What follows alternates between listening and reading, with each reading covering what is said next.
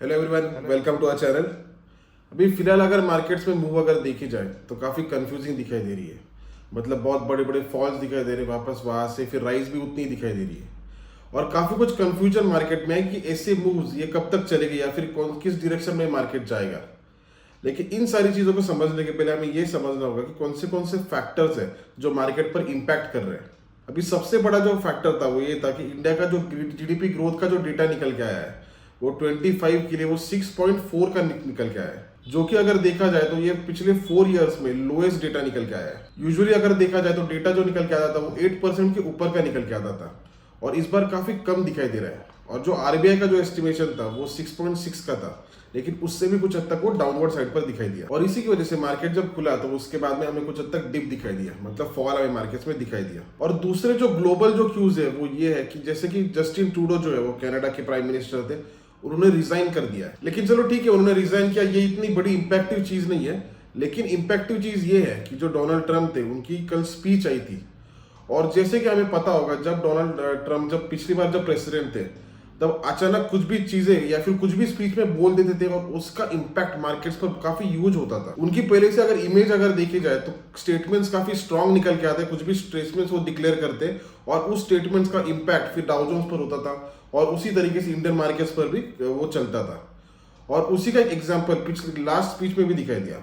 कल जो स्पीच दी थी तो उसमें 4 से 5 बड़े बड़े इंपॉर्टेंट फैक्टर उन्होंने कहे, और ये जो इंपॉर्टेंट फैक्टर उन्होंने कहे वो इक्के कैजुअली कहे। उसमें से पहली जो चीज थी वो ये थी कि कनाडा के लिए उन्होंने ये कहा है कि हमारा पहले ही बहुत एक्सपेंसेस कनाडा पर हो रहे हैं और उसके वजह से हमारी ये मांगनी रहेगी कि कनाडा जो है वो एक यूएस का स्टेट बन जाए। मतलब जिस तरीके से प्राइम मिनिस्टर जस्टिन ट्रूडो ने रिजाइन किया उसके बाद उनका ये कहना है कि कनाडा वो यूएस का पार्ट बन जाए।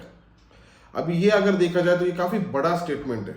मतलब मान लीजिए किसी दूसरे कंट्री को कह रही है कि वो हमारा पार्ट बनना चाहिए या फिर उसको हम साथ में लेने वाले हैं, तो ये काफी स्ट्रॉन्ग सेंटीमेंट का स्टेटमेंट रहेगा। लेकिन ये चीज भी उन्होंने वो काफी इजीली कही। दूसरी चीज जो कही वो ये कही कि जो ग्रीनलैंड करके जो कंट्री है तो उसको भी वो साथ में लेने का उन्होंने ये जिक्र किया कि उसको भी हम साथ में लेंगे। और साथ में लेके ये जिक्र तो किया है, लेकिन तो जूनियर ट्रम्प जो है मतलब जो उनके बेटे हैं तो वहां पे निकल भी गए और वहां पे स्पीच और टॉक्स भी चल रहे हैं। और इन दोनों को साथ में लेते हुए मतलब ये दोनों स्टेटमेंट देते हुए उन्होंने और एक तीसरा भी एक स्टेटमेंट दिया। वो ये कहा कि यूरोप ने जो उनके जो डिफेंस सिस्टम्स है या फिर जो डिफेंस है उसके लिए जो एक्सपेंसेस है वो 5% के ऊपर करने चाहिए। उनका ये कहना है कि यूएस जो है वो यूएस यूरोप के सेफ्टी के लिए और खर्चा नहीं कर पाएगी। लेकिन उन्होंने जब यूके को ये जब कहा है, मतलब यूरोप को जब ये कहा, अभी अगर हिस्ट्री में अगर देखा जाए तो यूएस ने कभी भी 3% के ऊपर स्पेंड डिफेंस में नहीं किया है और इसके बावजूद वो यूरोप को ये कह रहे हैं कि वो 5% के ऊपर उन्होंने एक्सपेंसेस करने चाहिए।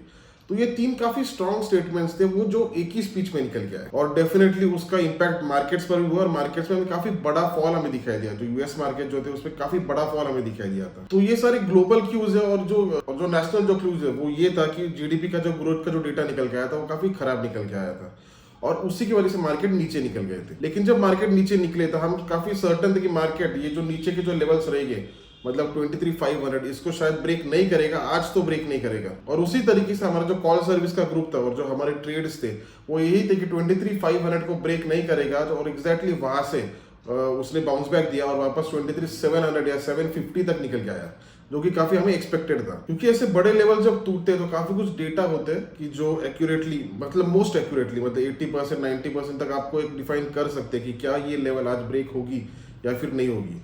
और उसी तरीके से कुछ पैरामीटर्स होते हैं जिनको आप वॉच करते हैं और उनके बेसिस पर ही हमने ये डिसाइड किया था कि 23,500 आज ब्रेक नहीं होना चाहिए। अभी कल निफ्टी की एक्सपायरी रहेगी तो निफ्टी के लिए हमारी क्या मूव रहनी चाहिए। अभी बेसिकली अगर देखा जाए तो निफ्टी एक काफी रेंज बाउंड मार्केट में है, जो कि अपवर्ड साइड का जो एक स्ट्रॉन्ग लेवल है वो 23,800 से लेकर 23,850 तक की है और डाउनवर्ड साइड की जो स्ट्रॉन्ग लेवल है वो 23,500 से लेकर 23,550 तक की है। ये दोनों लेवल अगर ब्रेक होते हैं तो मुझे ऐसा लगता है कि काफी स्ट्रॉन्ग मूव आने वाले दिनों में हमें दिखाई दे सकती है, वो अपवर्ड साइड पर हो या फिर डाउनवर्ड साइड। लेकिन जब तक ये मूव्स ब्रेक नहीं होती तब तक मुझे ऐसा लगता है कि काफी रेंज बाउंड मार्केट इसमें रह सकता है और 23,850 से लेकर 23,800 के बीच में यहाँ पे एक रेजिस्टेंस होगा और 23,550 से लेकर 500 यहाँ पे काफी स्ट्रॉन्ग सपोर्ट जोन हमें दिखाई दे रहा है। तो बेसिकली मेरी जो निफ्टी के लिए मूव रहेगी वो रहेगी अगर 23,850 अगर ब्रेक होता है तो फिर मैं 23,800 का स्टॉप लॉस लगा के कॉल साइड पर पोजीशन रखूंगा या फिर बाय साइड पर पोजीशन रखूंगा। और डाउनवर्ड साइड पर अगर 23,500 अगर ब्रेक होता है तो 23,550 के स्टॉप लॉस से डाउनवर्ड साइड का ट्रेड बनेगा, जो कि मैं कैरी करूंगा या फिर बड़े पोजीशन के लिए मैं उसको होल्ड करूंगा। लेकिन जब तक इस रेंज बाउंड में है तो मुझे ऐसा लगता है कि 23,800 पर एक शॉर्ट ट्रेड बनेगा और 23,500 550 तक यहाँ पे एक बाय ट्रेड बनेगा। जब तक कि ये लेवल्स ब्रेक नहीं होते, जब ये लेवल्स ब्रेक अगर होते हैं तो फिर एक बड़े ट्रेड के लिए, मतलब जो एक पोजिशनल ट्रेड के लिए मैं रुकूंगा। लेकिन मुझे ऐसा लगता है कि 550 से लेके जो 800 ये जो गैप है, मतलब 750 650, इसमें कुछ ट्रेड नहीं लेना चाहिए, क्योंकि यहाँ पे अगर आप ट्रैप हो गए तो फिर काफ़ी आपको दिक्कतें आ जाएगी। मतलब अगर 23,650 या फिर 700 को आपने अगर उल्टा ट्रेड ले लिया तो फिर एक गलती को आप सुधारने के 2 3 4 गलतियां और हो जाएगी और उसकी वजह से काफ़ी बड़े बड़े लॉसेस हो सकते हैं।